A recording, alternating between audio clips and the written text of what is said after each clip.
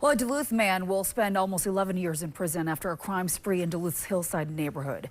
Jeffrey Montana seemingly targeted older residents in Duluth's Hillside, breaking into their homes over the course of 3 days back in November of 2024. In one instance, 60-year-old Montana knocked the homeowner to the ground before entering his home, demanding money at gunpoint. Over the next 2 nights, he would make his way into 2 more homes. At one point, he took a couple into their basement and beat them over the head. All the victims in these home invasions were over 70 years old. Police arrested Montana at the Duluth Transportation Center after a multi-day search.